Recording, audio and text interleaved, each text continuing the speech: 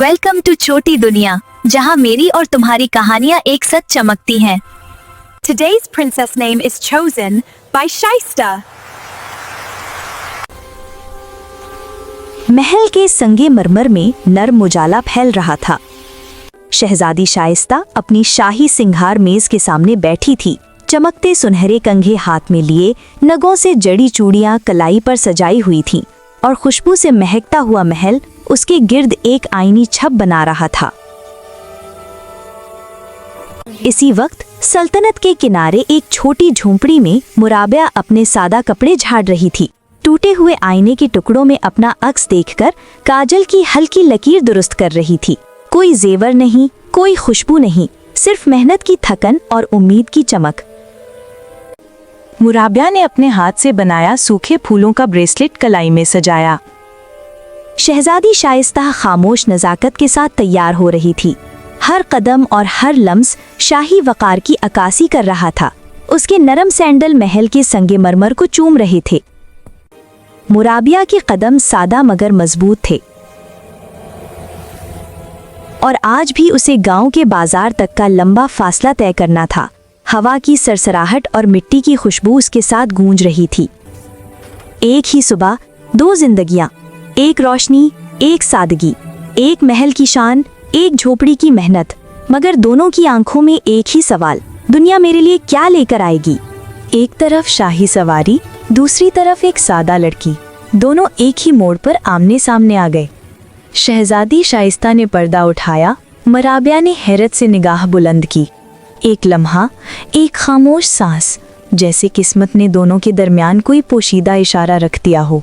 बादशाह और मलका रियाया की आंखों के तारे थे, मगर एक ऐसा दुख था जो बरसों से इनके दिलों में छुपा हुआ था। उनकी जुड़वां बेटियों में से एक बेटी बचपन में पुरस्रार तरीके से गायब हो गई थी। किसी ने न देखा, न सुना, न कोई सुराग मिला।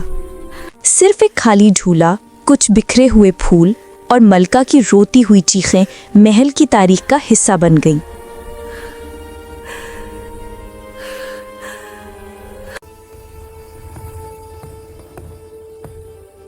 साल गुजरते गए। शहजादी शाइस्ता जवान हो गई। वो खूबसूरत भी थी और दाना भी, मगर उसके दिल में एक उदासी रहती थी, जैसे उसके वजूद का कोई हिस्सा अधूरा हो।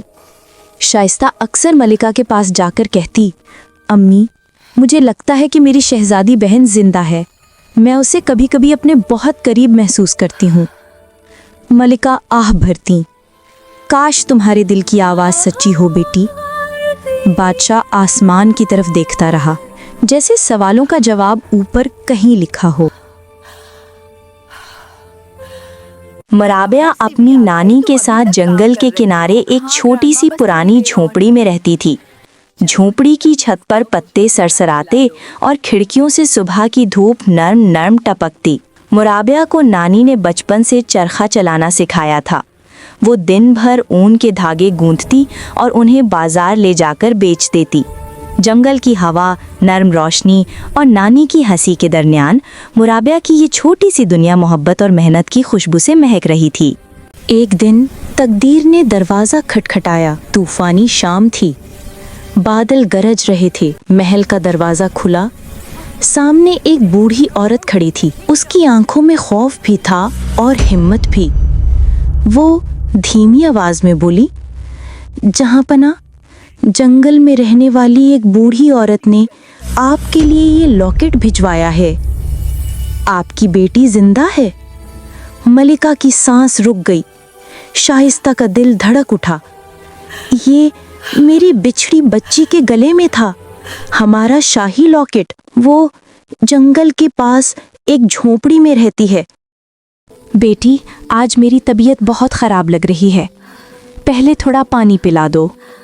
बूढ़ी औरत की आवाज़ मध्यम लरजती हुई थी और मुराबिया ने कदम बढ़ाकर नानी का हाथ पकड़ा। दर्द की शिद्दत बढ़ती गई और वो थोड़ा बेहाल होकर बोली, बेटी, इस पोटली में कुछ बहुत कीमती है।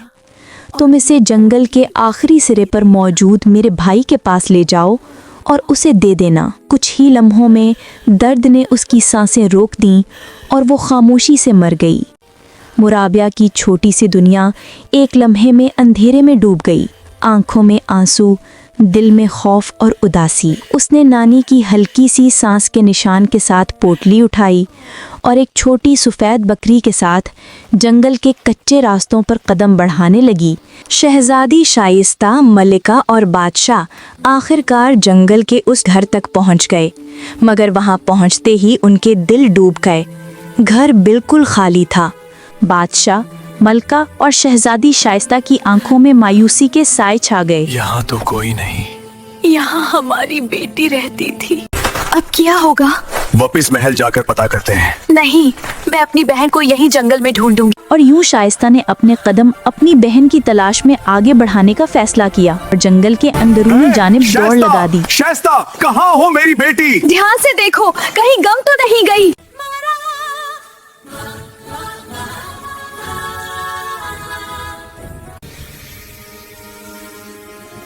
शहजादी शाइस्ता जंगल के अंधेरे रास्तों में तेजी से भाग रही थी, सांसें तेज, कदम लड़खड़ाते, और अचानक एक छोटा सा रीछ का बच्चा उसके सामने आ खड़ा हुआ।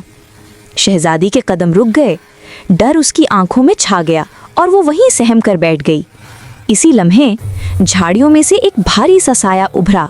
रीछ की माँ, उसकी गरजती हुई सांसें और रुकी हुई हवा। जंगल एक लम्हे में खामोश हो गया। शहजादी खौफ से जम गई थी कि अचानक मुराबिया एक तरफ से दौड़ती हुई आई। उसके हाथ में एक छोटा सा सफेद बकरी का बच्चा था। वो रीछ के सामने बकरी का बच्चा रखकर शहजादी को एक झटके से पीछे खींच लेती है। चलो जल्दी! मगर सारे मंजर ने एक और मोड़ ले लिया। रीछ ने बकरी के बच्चे को नहीं छुआ। वो अपने बच्चे के पास गई और उसे प्यार से समेट लिया। जंगल की खामोशी एक पल में टूटकर रहम में बदल गई और दोनों जंगल की गहराइयों में भागने लगीं।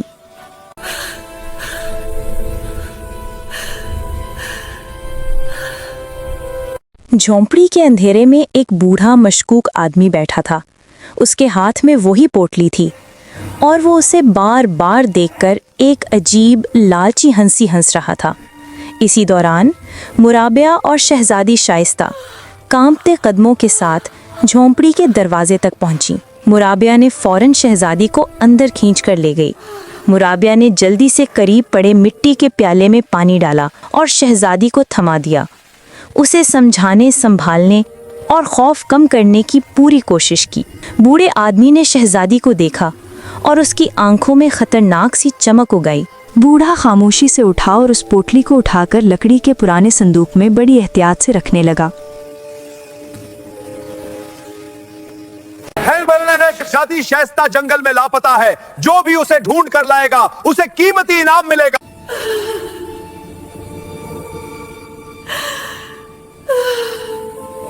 शहजादी शाइस्ता ने लरजती हुई आवाज में अपनी बिछड़ी हुई बहन की तलाश का पूरा किस्सा सुनाया। मराबिया ने भी अपनी नानी के इंतकाल की दर्दनाक खबर धीरे धीरे बयान की और यूं दोनों लड़कियां एक दूसरे से बातें करके दिल का बोझ हल्का करती रहीं। उधर जंगल के बाहर मनादी होने लगी। जो शहजादी शाइस्ता को ढूंढ लाएगा उसे कीमती इनाम मिलेगा। ये खबर वही बूढ़ा शख्स भी सुनता है। उसकी आंखों में लालच की चमक जाग उठती है। घर आकर वो सोचता है, अगर शहजादी को बादशाह के हवाले कर दूं तो दौलत मेरी होगी। वो दोनों लड़कियों को एक कमरे में धकेलकर बंद कर देता है। बाहर एक बड़ा सा ताला लगा देता है और सीधा महल जाकर कहता है, बादशाह सलामत, शहजादी मेरे पास है। बादशाह फौरन शाही सिपाह को साथ लेकर उसे झोंपड़ी की तरफ रवाना करता है। उधर कमरे के अंदर शहजादी शाइस्ता और मराबिया पूरा जोर लगाकर दरवाजा धक्का देती हैं और एक लम्हे में वो दरवाजा टूटकर खुल जाता है। दोनों लड़कियां अंधेरे जंगल में भाग निकलती हैं।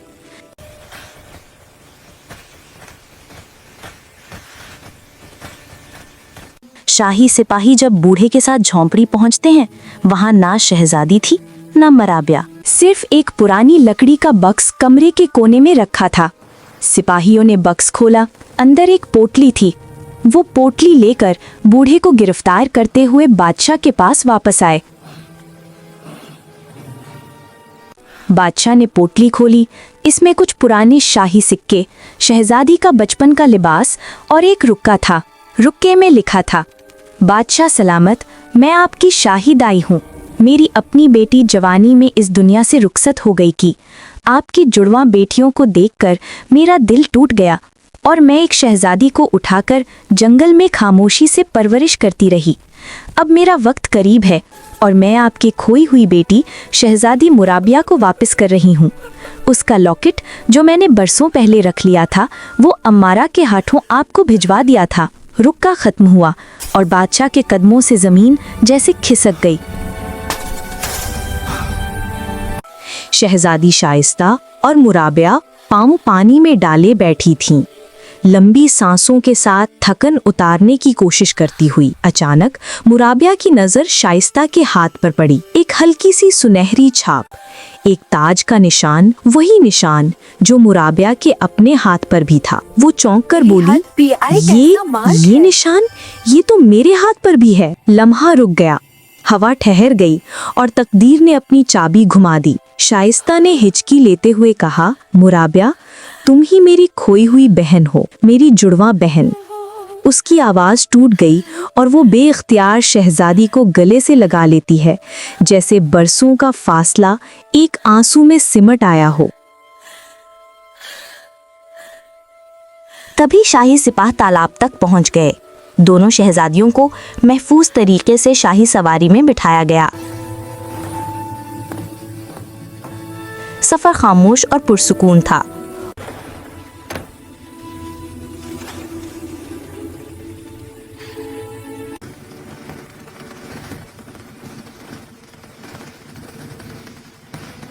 बादशाह और मलका ने इनका शानदार इस्तकबाल किया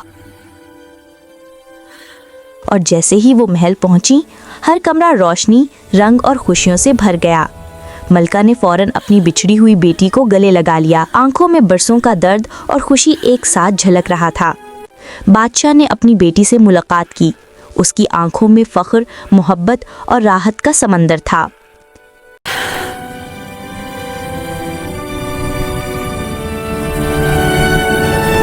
महल में जश्न का सामान सज गया। चिराग, फूल, रंग, हंसी और कहकहे, सब कुछ जैसे एक लम्हे में जिंदा हो गया हो। कैसी लग रही हूँ मैं, शहजादी शाइस्ता? मेरी बहन शहजादी मुरबिया बहुत हसीन लग रही है। शहजादी शाइस्ता ने मोहब्बत भरी निगाह से मुराबिया के सर पर ताज सजाया और यूं महल में बरसों बाद रोशनी, खुशियां और बहनों की मोहब्बत वापस लौट आईं।